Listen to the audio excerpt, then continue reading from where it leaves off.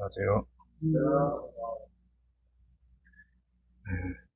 사무엘상 16장 10절 말씀 보겠습니다.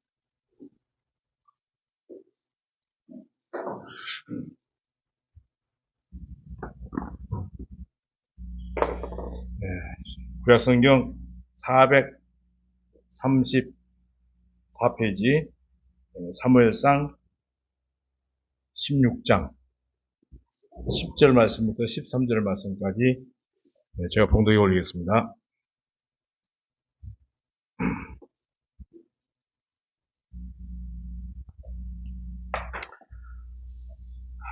이새가 그의 아들 7을 다 사무엘 앞으로 지나가게 하나 사무엘이 이새에게 이르되 여호와께서 이들을 택하지 아니하셨느니라 하고 또 사무엘이 이새에게 이르되 네 아들들이 다 여기 있느냐? 이새가 이르되 아직 막내가 남았는데 그는 양을 지키나이다. 사무엘이 이새에게 이르되 사람을 보내어 그를 데려오라. 그가 여기 오기까지는 우리가 식사 자리에 앉지 아니하겠노라. 이에 사람을 보내어 그를 데려오매 그의 빛이 붉고 눈이 빼어나고 얼굴이 아름답더라. 여호와께서 이르시되 이가 그니 일어나 기름을 부으라 하시는지라. 사무엘이 기름불병을 가져다가 그의 형제 중에서 그에게 부었더니 이날 이후로 다윗이 여호와의 영에게 크게 감동되니라. 사무엘이 떠나서 라마로 가니라. 아멘.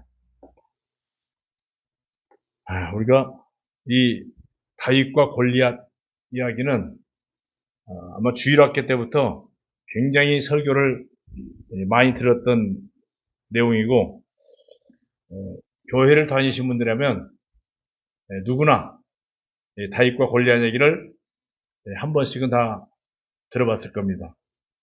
오늘은 다윗과 골리앗 이 두 사람의 싸움을 통해서 적그리스도, 우리 앞에 너무나 크게 펼쳐져 있는 적그리스도와 그리스도인들의 전쟁입니다.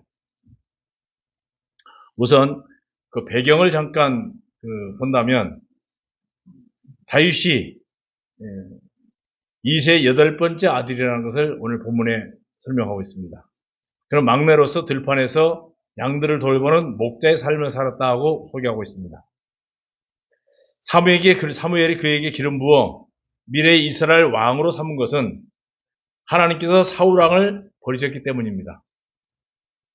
하나님께서 사울을 버리신 이유는 말씀을 순종하지 않았기 때문이라고 앞장에서 우리에게 소개하고 있습니다.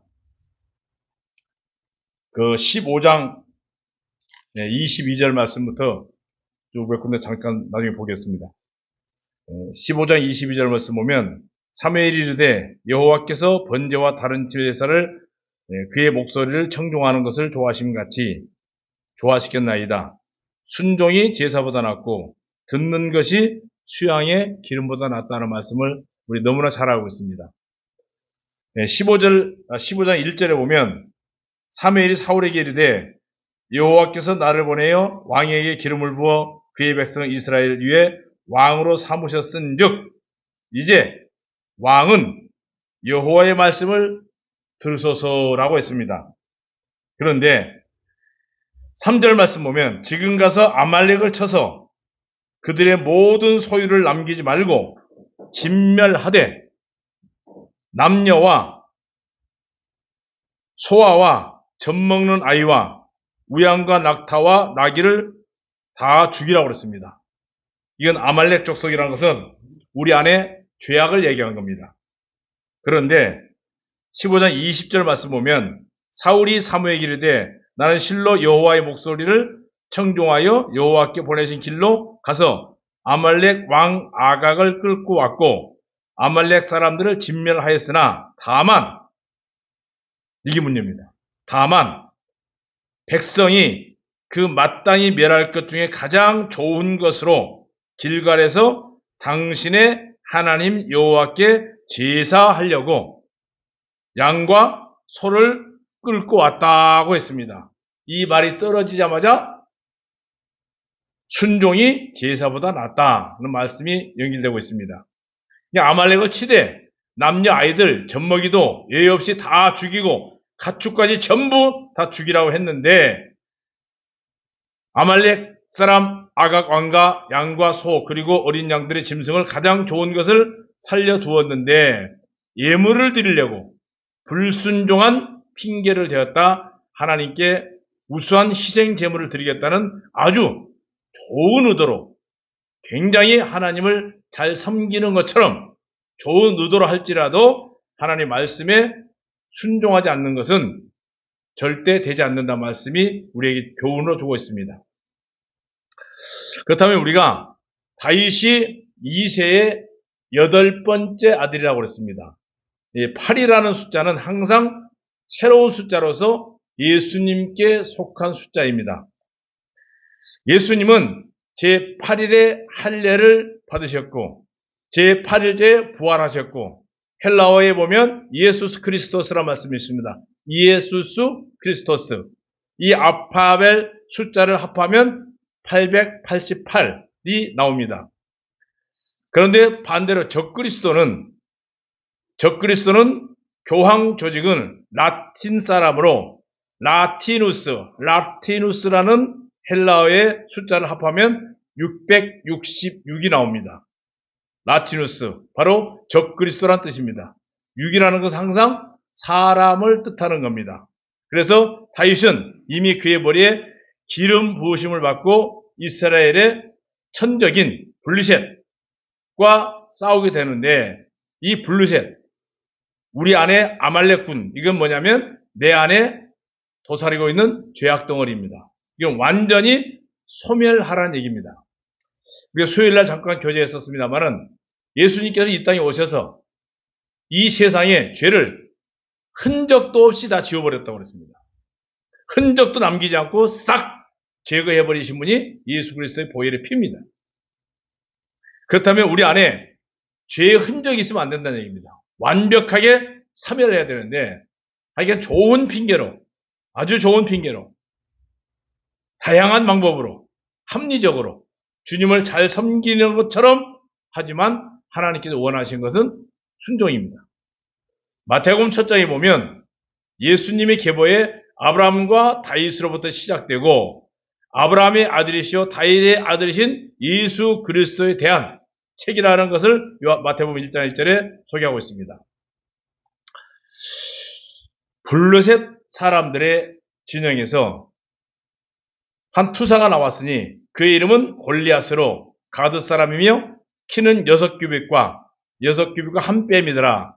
그가 자기 머리에 놋투구를 쓰고 쇠 그물 옷으로 무장하였으니 그 옷의 무게는 놋 5,000세겔이며 그 다리에는 놋 정강이 바디를 쳤으며 그 어깨 사이에는 놋 방패를 메었더라. 또 그의 창자루에 배를 채갖고 그의 창날은 600세겔의 무게며 방패 든 자기가 그의 앞에 가니라. 이 골리앗이란 이름의 뜻은 골리앗 이제 17장에 나오는데요.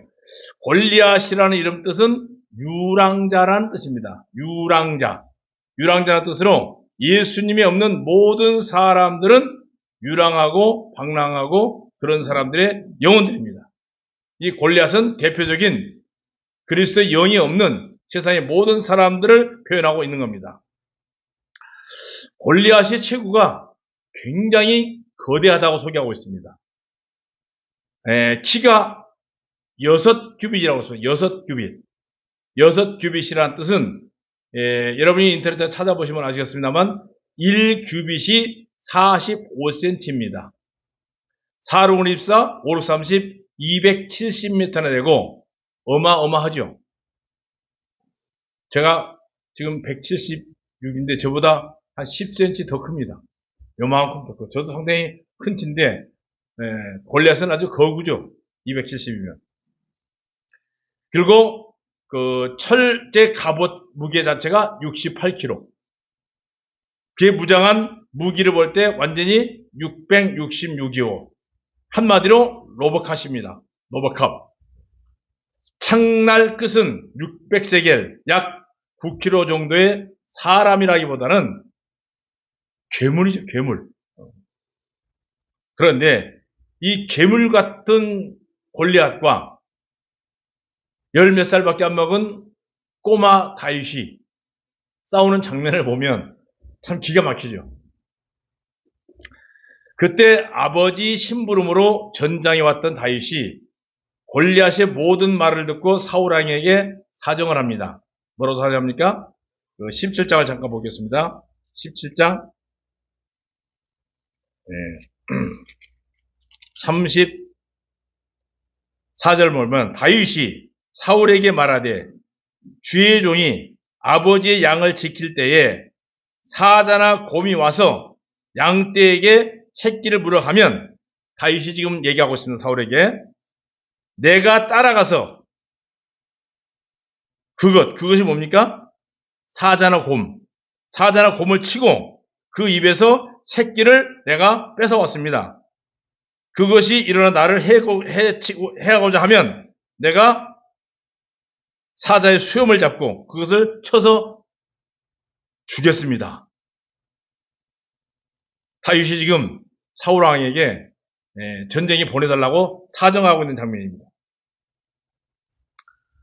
사울 왕은 애들 전쟁 놀이 줄 아느냐 라는 식으로 여겼지만 하도 조리는 것 때문에 마지못해 허락을 했고 자신의 갑옷과 노투구와 기타 무기를 주어서 싸움에 나가게 했는데, 그러나 다윗은 사울 왕이 입었던 전신갑주를 무장해보고 다윗이 키가 아주 적은 키이기 때문에 사울이 입었던 갑옷은 맞지를 않았습니다. 39절 말씀 보면 다윗이 칼을 군복 위에 차고도 익숙하지 못하므로 시험적으로 걸어보다가 사울에게 말하되 뭐라고 했습니까? 익숙하지 못하니 이것을 입고 가지 못하겠나이다 하고 곧 벗어버리고 40절에 손에 막대기를 가지고 시내에서 매끄러운 돌 5을 골라서 자기 목자의 제구 주머니에 넣고 손에 물매를 가지고 블레셋 골리앗에게 지금 앞으로 나가고 있습니다. 자, 여기서 이제 우리는 복음과 율법의 싸움입니다. 복음은 사람의 의를 필요로 하지 않습니다. 낡은 의복에 새 옷감 조각을 집어쓸 수는 없습니다. 자, 오늘 우리 앞에 엄청난 천적인 이 종교는 모든 사람들이 예수 그리스도의 은혜를 전파합니다. 은혜에 대한 설교를 합니다. 그러나 반드시 은혜의 행함을 더 보탭니다. 그 야고보서 2장 10절을 너무 오해를 하고 있습니다.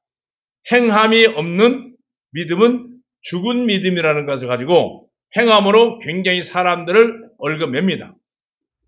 야고보서 내용을 정확하게 아시면 그런 얘기 할 수가 없습니다.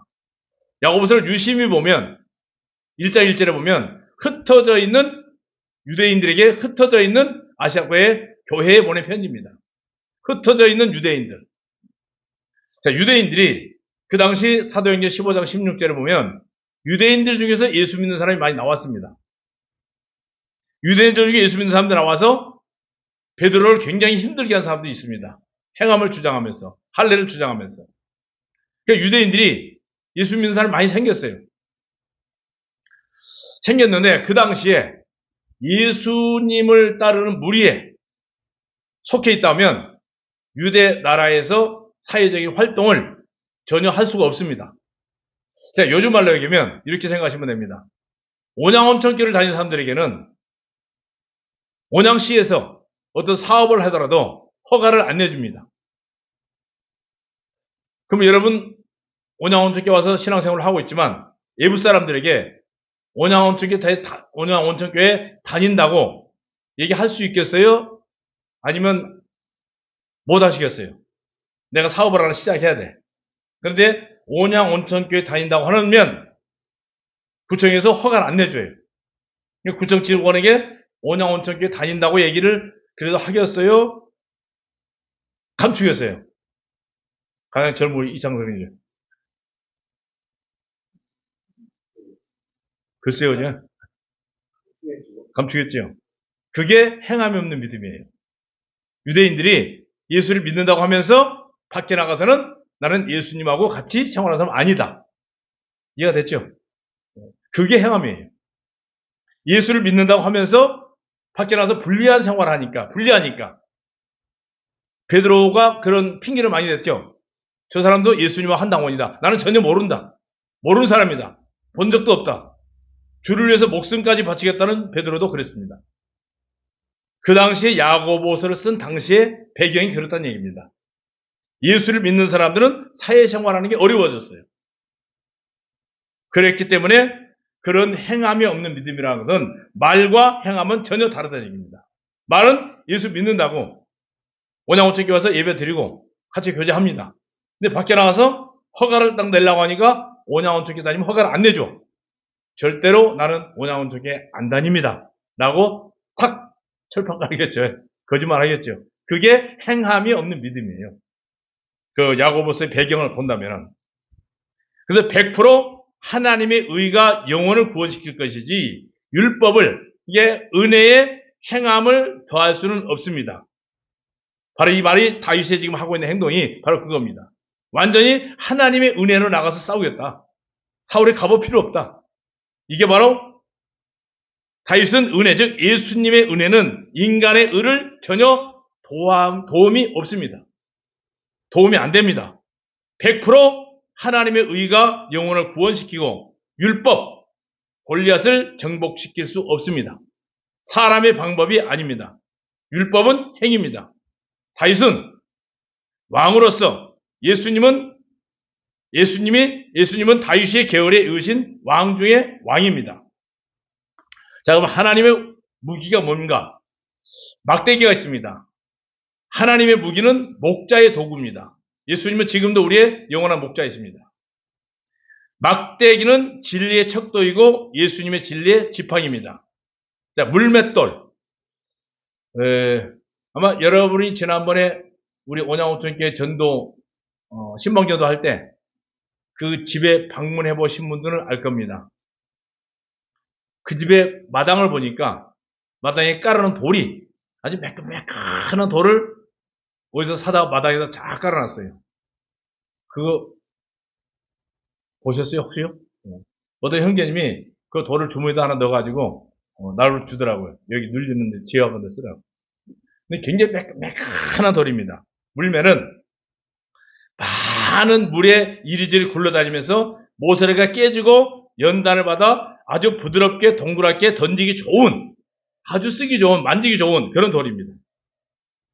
이 물맷돌, 바로 예수님입니다. 하나님의 물맷돌로서 어릴 때부터 시련과 연단을 받으신 은혜의 물맷돌이 예수님입니다. 그분은 죄를 정죄하는 율법으로 우리 대신 정죄를 당하심으로써 세상 죄인들을 완벽하게 구원하셨고 이 세상의 죄를 티끌만큼도 남기지 않고 완벽하게 그의 생명으로 처리하셨습니다. 39절에 보면 그가 손에 막대기를 들고 시냇가에서 매끄러운 돌 5개를 골라서 자기가 가지고 있는 목자의 자리인 주머니 안에 넣고 그의 손에 물매를 가지고 그 블레셋 사람에게 가까이 나갔다 그랬습니다. 아마 여러분 어렸을 때 시골에서 생활해 보면 물매를 아실 겁니다. 막대기에다가 끈을 달아가지고 샥 돌리다가 탁 하면 어떻게 합니까? 굉장히 멀리 날아가죠. 이런 게임도 많이 했어요, 저희는. 어렸을 때 돌 가지고 노는 게 굉장히 많았죠, 저희들이. 하여간 뭐라고 합니까? 그러니까 여기서부터 여기서 좀 몸에다 지니고 다니면서 돌 넘어뜨리는 거, 부석치기 같은 거 이런 거 굉장히 많이 했어요.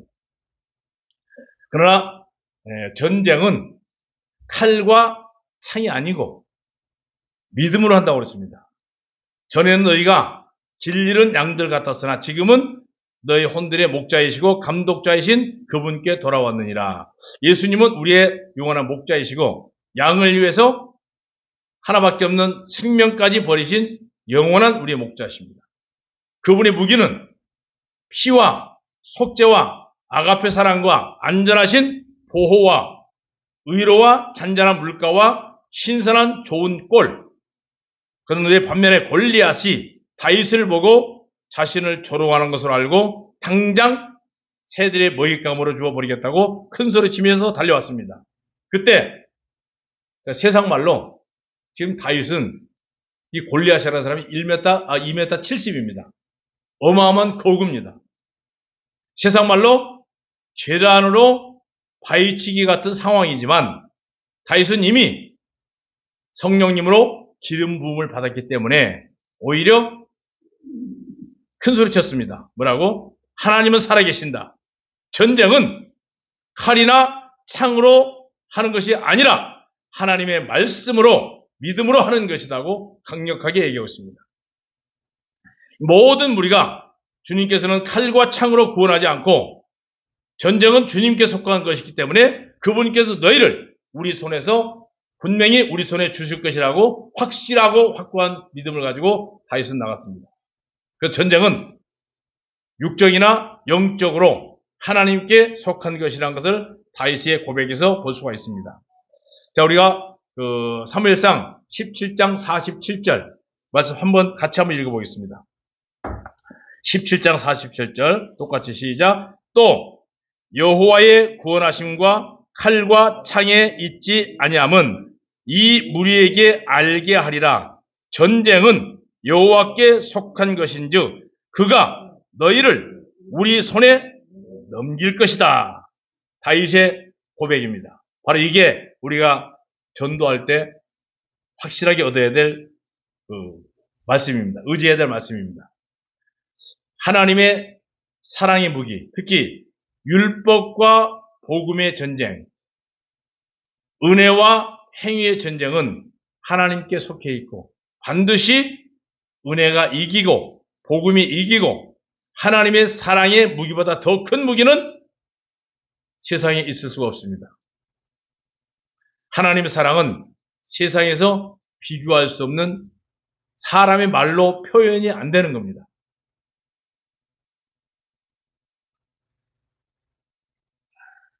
17장 49절 제가 볼게요. 손을 주머니에 넣어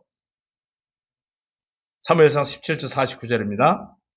다윗이 손을 주머니에 넣어 돌을 가지고 물매를 던져 블레셋 사람의 이마를 치매.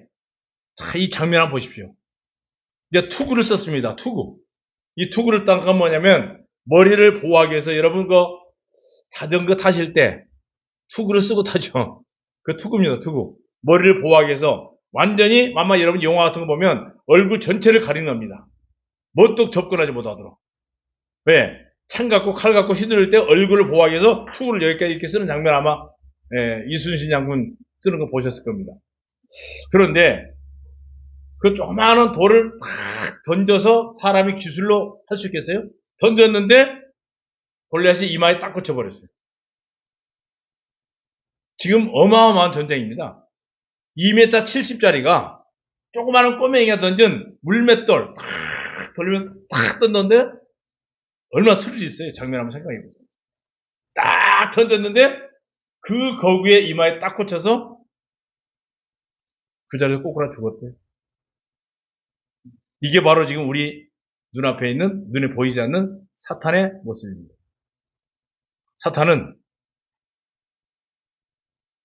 이런 말씀이죠. 마태복음에 복음서에 보면 겨자씨만한 믿음만 있으면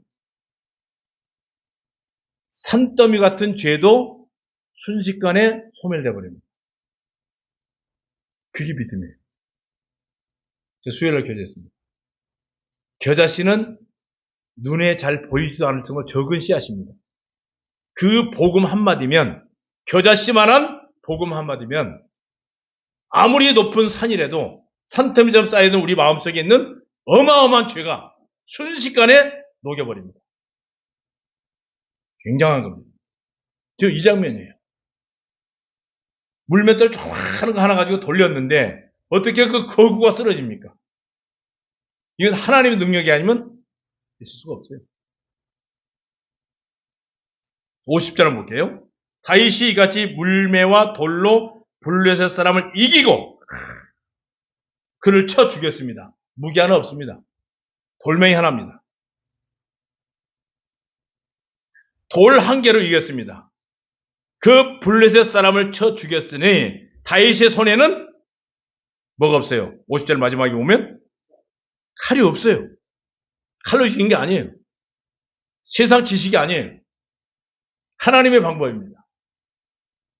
그 물맷돌 하나 가지고 어마어마한 거구를 쓰러뜨렸다는 것은 저희가 복음의 한마디면 아무리 무서운 율법에 쌓여있는 종교인들도 복음의 한마디에 녹아버립니다. 몇 번 말씀드렸습니다만은 저는 젊었을 때, 지금도 젊습니다만 지금보다 좀 더 젊었을 때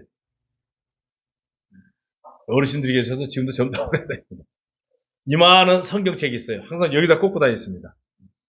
이거를 신약 성경을 일주일에 2번을 읽었어요. 그렇게 읽을 수밖에 없는 환경이 있었으니까. 그런데 히브리서 9장 12절 그렇게 안 보였어요. 단번에 영원히 내 죄를 속혀버렸다는 사실을 구원받고 나니까 그 말씀을 보여요. 그 말 한마디입니다.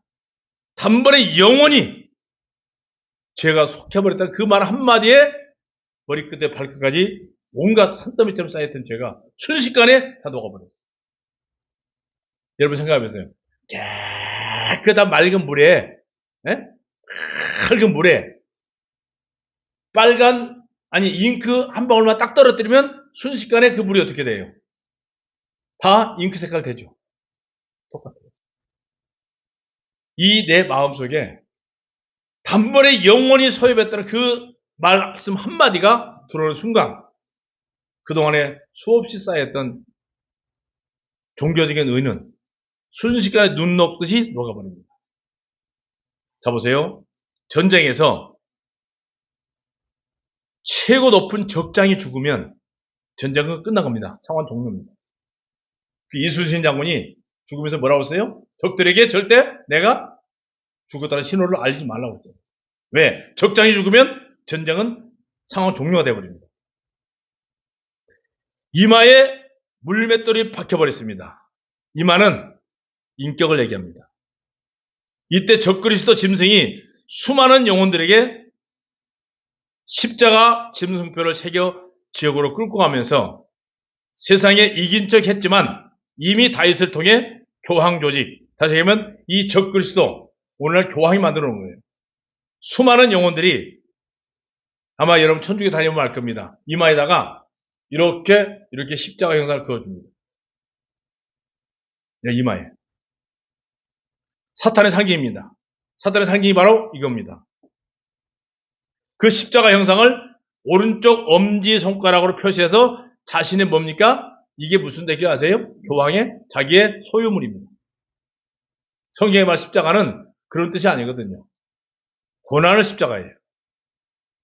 근데 교황이 천주교인들한테 이마에다가 오른쪽 엄지손가락으로 이렇게 하는 것은 너는 내 소유물이라는 뜻이에요.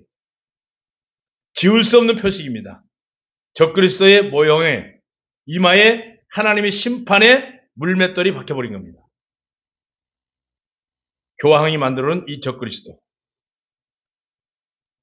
이게 조금 인간적으로 타락을 하니까 어떤 사람을 통해서 종교 쿠데타를 일으켜서 만들어진 개신교를 오늘 많은 사람들이 잘못 오해하고 그리스도의 교인 줄 오해합니다. 무서운 적들입니다. 지금. 이게 골리앗이에요. 지금 우리 앞에 놓여요. 적그리스도는 이미 그때 심판에 끝나버렸습니다. 요한계시록 보면 그가 모든 자, 곧 작은 자, 큰 자, 부자, 가난한 자, 자유한 자, 종에게 오른손의 이마에 표시를 받게 하고 그 표는 짐승이 이름입니다. 그의 이름이 숫자를 가진 자 외에는 아무도 사거나 팔지 못한다는 요한계시록의 무서운 말씀이 나옵니다. 이 말씀은 결코 뭐 7년환 이런 문제가 있는 게 아니고요. 적그리스도가 교황 조직 외에는 결코 없습니다. 짐승의 표. 이 오늘날 교회의 표시가 십자가 표시인 줄 오해하고 있습니다.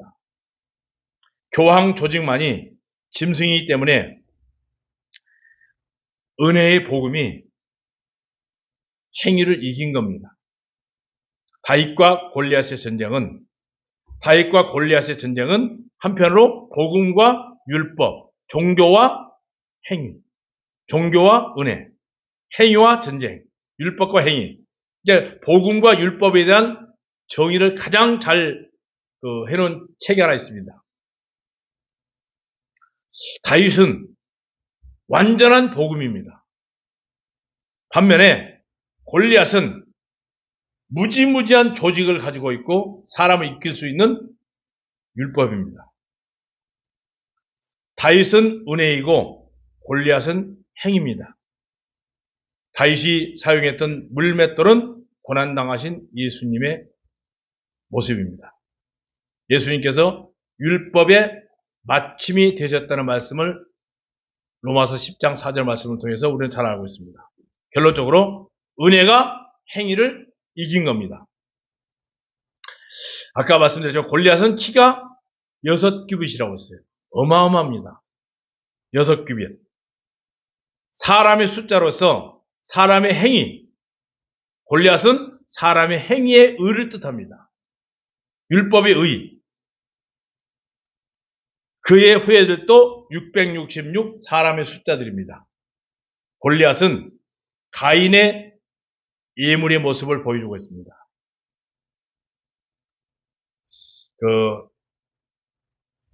역대상 20장 6절에도 보면 전쟁이 있었고 그곳에 키가 큰 한 사람이 있었는데 그의 손가락과 발가락은 24개로 각 손이 6손가락이요 각 발에 6발가락이며 그가 또한 거인의 자손이었다는 말씀도 있습니다. 골리앗이나 그의 후예들은 전형적인 사람, 곧 전형적인 적 그리스도의 모습입니다. 6이라는 숫자는 굉장히 나쁜 숫자입니다. 극치를 보여줍니다. 하나님 앞에 가증한 겁니다. 근데 우리가 대부분 숫자를 싫어하는 숫자들을 사자를 싫어하거든요. 사자. 근데 세상의 모든 것은 다 사로 구분되어 있어요. 동사남문부터 시작해서 이 사보다는 이것도 하나의 속임수인데 우리 그리스도인들은 절대적으로 6이라는 숫자를 경계해야 됩니다. 사람의 의는 다 더러운 옷이라고 했습니다. 그리고 그 짠 것으로 죄를 가리울 수 없다고 했습니다. 그래서 예수님께서 오신 목적이 뭡니까? 율법에 정죄당하셔서 우리가 신약 성경을 유심히 서신서를 잘 보면 분명히 예수님께서는 나무에 달리셨다는 말씀이 많이 나옵니다. 나무에 달리시고 피를 흘리심으로써 겉보기에는 당장 보기에는 실패자 같으셨지만 주님께서 부활하심으로써 뱀의 후손의 머리를 깨뜨려 버렸고 골리앗이 이마를 돌로 깨버린 것의 사인입니다. 이렇게 예수님께서 실패자가 아니고 실상은 이 세상 모든 사람들을 인류의 모든 사람들의 죄를 짊어지심으로써 하나님의 공의는 성취되었고 사랑도 이루어졌고 율법은 보기 좋게 케어가 됐습니다. 여러분 잘 아시는 성경 한 군데 잠깐 찾아볼게요. 누가복음 16장 16절이죠. 한번 볼게요.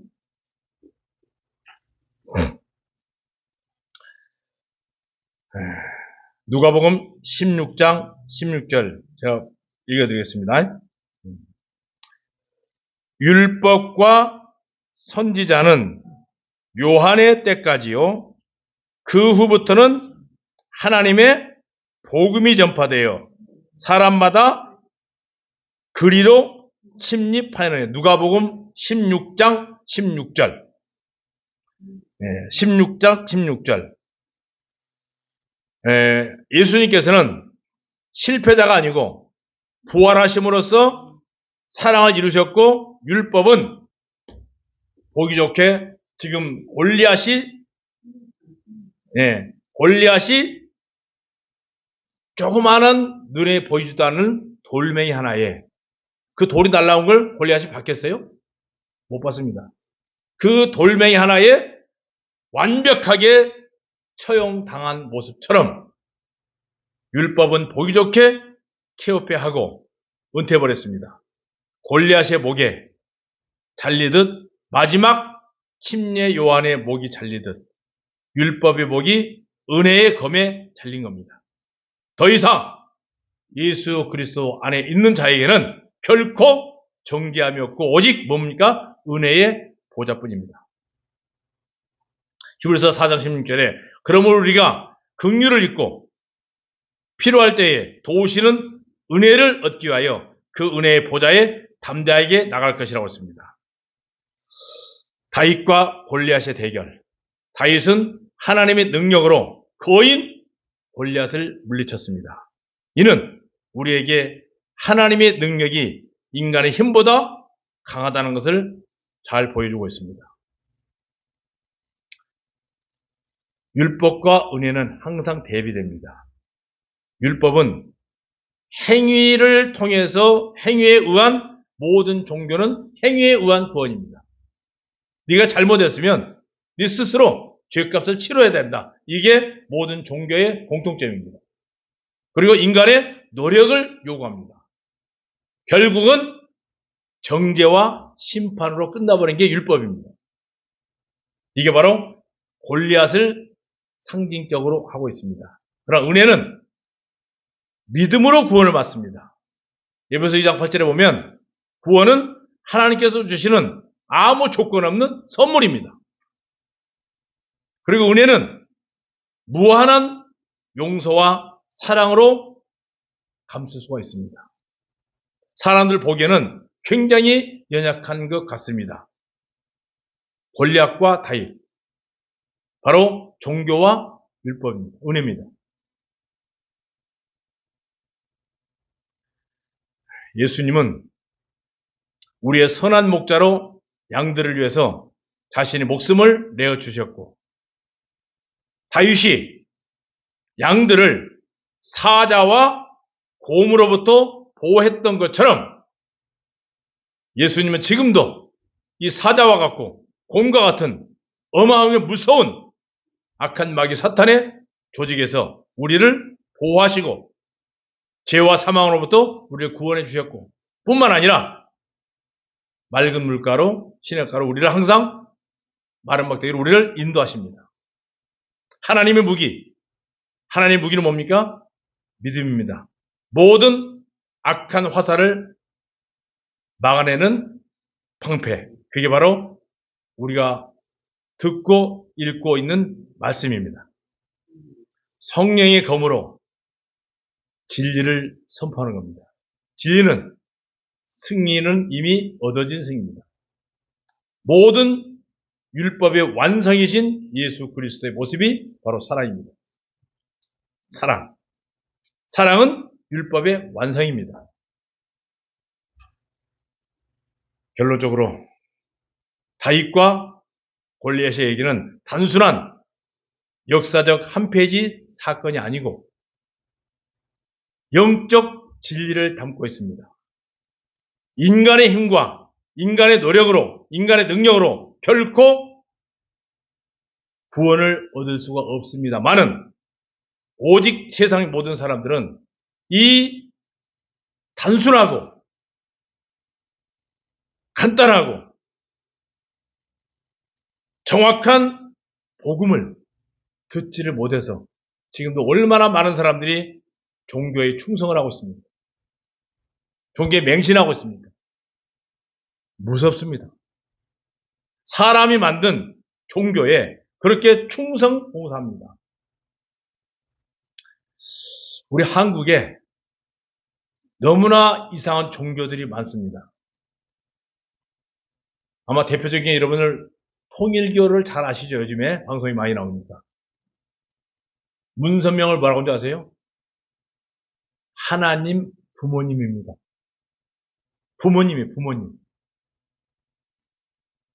부모님이고, 한학자입니까? 부인? 독생녀라고 그럽니다. 독생녀. 무서운 조직이에요. 하나님이 죽었어요.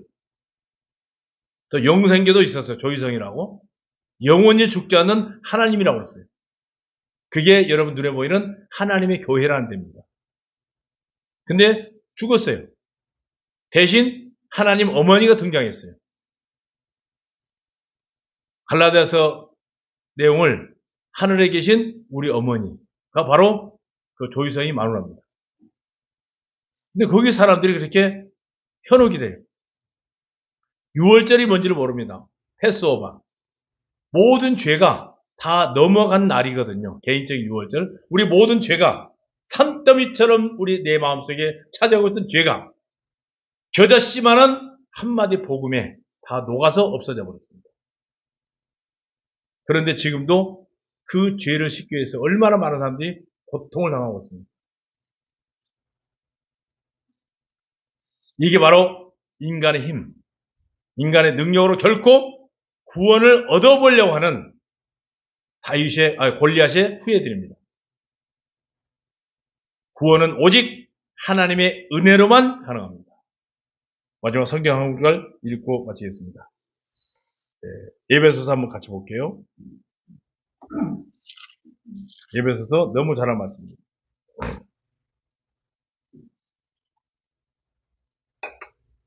에베소서 2장 제가 본동에 올리겠습니다.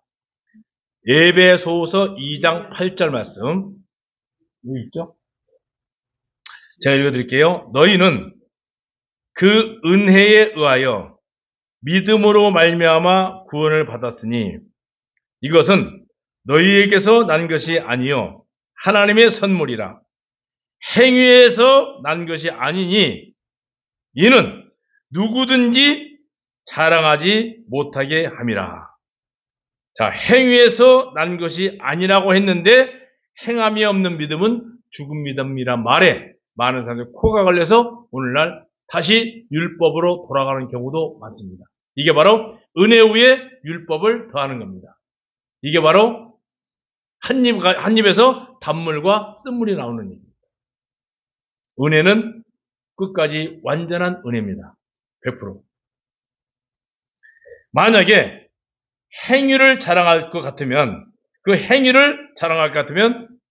우리가 아마 그 자신의 행위를 간증을 많이 할 거예요. 그럼 우리 행위는 다 뭡니까? 쓸데없는 옷입니다. 우리의 옷은 다 버려야 됩니다. 인간의 의옷은 다 버려야 됩니다. 예수 그리스도로 3장, 앞에 갈라디아서 3장, 한 절 더 볼게요. 3장 27절. 네.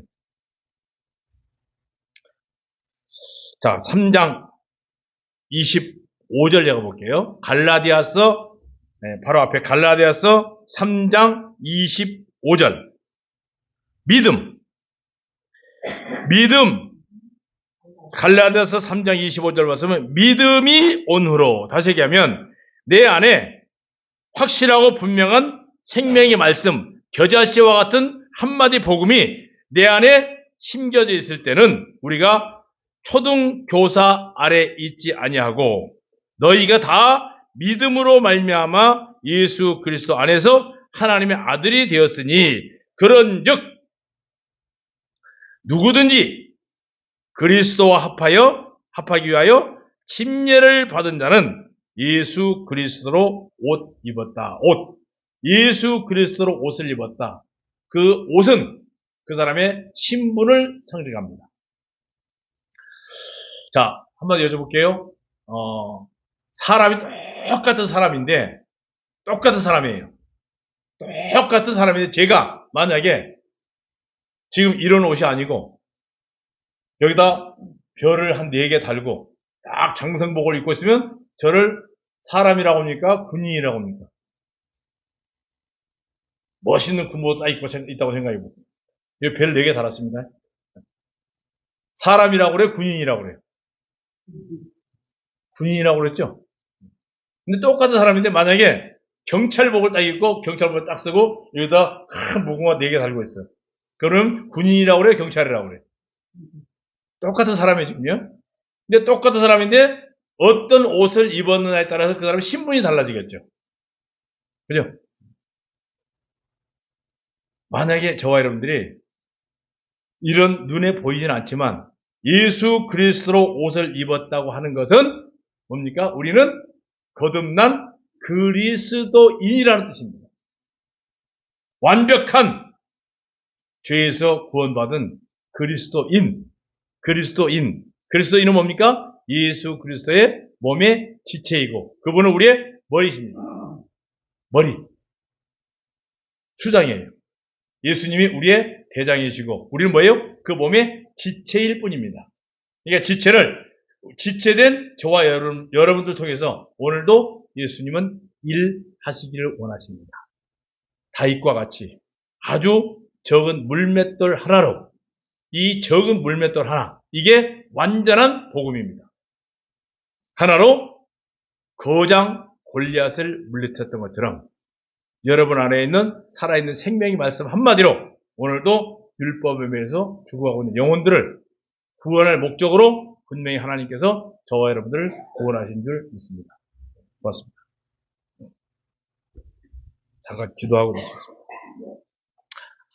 살아계신 아버지 하나님, 기록된 말씀을 통해서 다윗과 골리앗의 상상할 수 없는 싸움을 통해서 하나님의 방법으로 골리앗을 물리쳤던 이 모습을 저희들이 잠깐 읽고 나눌 수 있는 귀한 시간 허락하심을 감사를 드립니다. 적은 물맷돌 하나로 거인을 쓰러뜨렸던 이 장면처럼 내 안에 있는 적은 복음의 한마디가 지금도 어마무시한 조직에서 종교에서 헤매고 있는 많은 영혼들을 저희를 통해서 이 복음의 메시지가 생명을 구원할 수 있는 은혜의 복음이 될 수 있도록 저희들을 사용하여 주시옵기를 소원하옵고 존귀하신 예수님 이름 받들어 감사하며 고마움나이다. 아멘. 고맙습니다.